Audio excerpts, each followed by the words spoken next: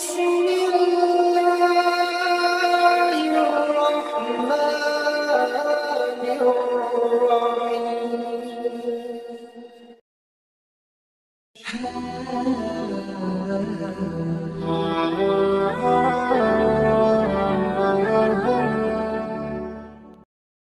Bismillahirrahmanirrahim. Assalamualaikum warahmatullahi wabarakatuh.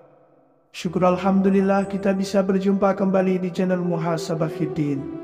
Semoga dengan perjumpaan kita ini dicatat sebagai amal ibadah dan diberkahi oleh Allah Subhanahu wa Ta'ala. Salawat dan salam selalu dan tetap tercurahkan kepada junjungan alam Nabi kita, Nabi mulia, Nabi besar Muhammad sallallahu alaihi wasallam. Allahumma salli ala Sayyidina Muhammad wa ala ali Sayyidina Muhammad. Harapan dan doa saya kepada sahabat semua, saudara semua dimanapun berada yang sedang menonton video ini, semoga Allah Subhanahu wa Ta'ala senantiasa memberikan kesehatan, keafiatan, dipanjangkan umur, dimurahkan rezeki, dimudahkan segala urusan, dan tetap dalam lindungan Allah Subhanahu wa Ta'ala. Amin, Allahumma amin. Sahabat beriman yang dirahmati Allah, setelah kita selesai mengerjakan sholat tahajud, kita disunnahkan untuk membaca doa sholat tahajud. Namun bagaimana jika kita tidak hafal atau belum hafal doa sholat tahajud? Apakah bisa digantikan dengan doa yang lainnya?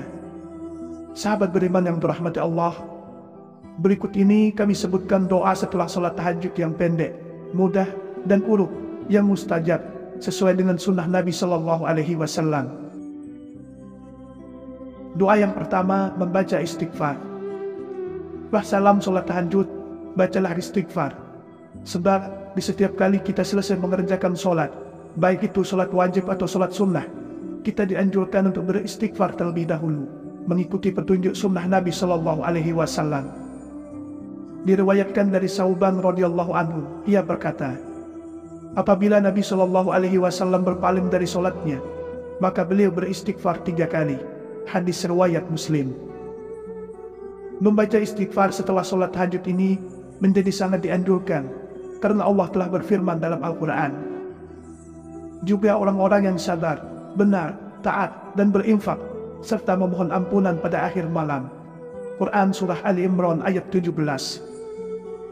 Dan Rasulullah Shallallahu Alaihi Wasallam juga telah menjelaskan kalau waktu malam adalah waktu turunnya rahmat Allah, di mana siapa saja yang beristighfar, meminta pada Allah, maka Allah akan mengampuninya. Nabi Shallallahu Alaihi Wasallam bersabda, Roh kita turun ke langit dunia ketika tersisa sepertiga malam yang terakhir. Lalu dia berfirman, siapa yang berdoa kepadaku, maka aku akan mengabulkannya. Siapa yang meminta kepadaku, maka aku akan memberinya. Dan siapa yang memohon ampun kepadaku, maka aku akan mengampuninya. Hadis riwayat Bukhari dan Muslim. Lalu bagaimana cara membaca istighfarnya? Bisa dengan membaca istighfar yang pendek sebanyak 3 kali, yakni Astaghfirullahalazim, Astaghfirullahalazim, Astaghfirullahalazim. Doa yang kedua, membaca tahmid. Jangan lupa mengawali doa dengan membaca tahmid atau memuji Allah, sebab bacaan tahmid akan menjadikan doa kita mustajab di sisi Allah Subhanahu wa Ta'ala. Diterangkan dalam hadis sahih, Rasulullah Shallallahu Alaihi Wasallam pernah mendengar seorang lelaki yang mengerjakan sholat. Lalu ia mengagungkan Allah dan memujinya dan bersolawat atas Nabi Shallallahu Alaihi Wasallam. Maka beliau bersabda, berdoalah maka kamu akan dikabulkan, dan mintalah maka kamu akan diberi. Hadis riwayat Ahmad, Tirmizi, dan Abu Daud. Dan bagaimana cara membaca tahmidnya? Kita bisa membaca kalimat tahmid yang pendek sebanyak 1 kali atau sampai 3 kali, yakni Alhamdulillahirabbil alamin. Doa ketiga adalah membaca sholawat Nabi, sebab sholawat Nabi adalah wasilah yang akan menjadikan doa kita terangkat dan diterima di sisi Allah Subhanahu wa Ta'ala. Rasulullah Shallallahu Alaihi Wasallam bersabda, setiap doa terhalang dari diterima hingga dibacakan sholawat kepada Nabi Shallallahu Alaihi Wasallam. Hadis riwayat Ad-Dailami dan Baihaqi. Umar bin Khattab radhiyallahu anhu berkata, sesungguhnya doa itu terhenti antara langit dan bumi yang tidak ada sesuatu pun darinya, hingga dibacakan solawat atas Nabi. Lalu bagaimana cara membaca solawatnya? Kita bisa membaca solawat Nabi yang pendek sebanyak 1 kali atau boleh sampai 3 kali, yakni Allahumma sholli ala Sayyidina Muhammad wa ala alihi wa sahbihi ajma'in. Doa keempat adalah membaca tahlil dan asma a'zam, lalu ditambah dengan membaca zikir yang paling utama, yakni zikir tahlil, dan kemudian membaca asma a'zam agar doanya cepat terkabul. Allah Subhanahu wa Ta'ala telah memerintahkan dalam Al-Quran agar kita berdoa dengan menggunakan nama-namanya yang terbaik. Allah Subhanahu wa Ta'ala berfirman, dan Allah memiliki Asma'ul Husna, nama-nama yang terbaik. Maka bermohonlah kepadanya dengan menyebutnya Asma'ul Husna itu, dan tinggalkanlah orang-orang yang menyalah-artikan nama-namanya. Mereka kelak akan mendapat balasan terhadap apa yang telah mereka kerjakan. Quran Surah Al-A'raf ayat 180. Nabi SAW telah menunjukkan asma a'zam yang mustajab untuk berdoa.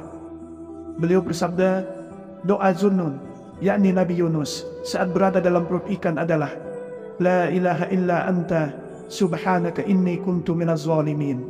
Sungguh tidak ada seorang muslim pun yang berdoa dengannya dalam urusan apapun, kecuali Allah akan mengabulkan doanya. Hadis riwayat Tirmizi dan Al-Hakim. Lalu bagaimana cara membacanya?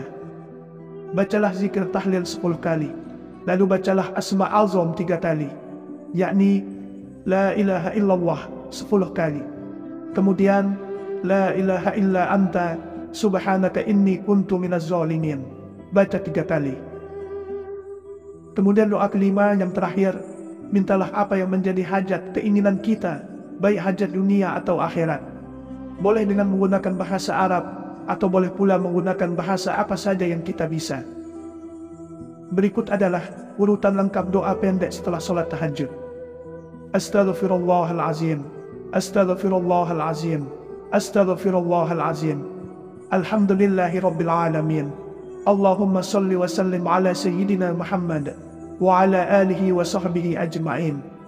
La ilaha illallah, La ilaha illallah, La ilaha illallah, La ilaha illallah, La ilaha illallah, La ilaha illallah, La ilaha illallah, La ilaha illallah, La ilaha illallah, La ilaha illallah, La ilaha illa anta, subhanaka inni kuntu minaz zalimin.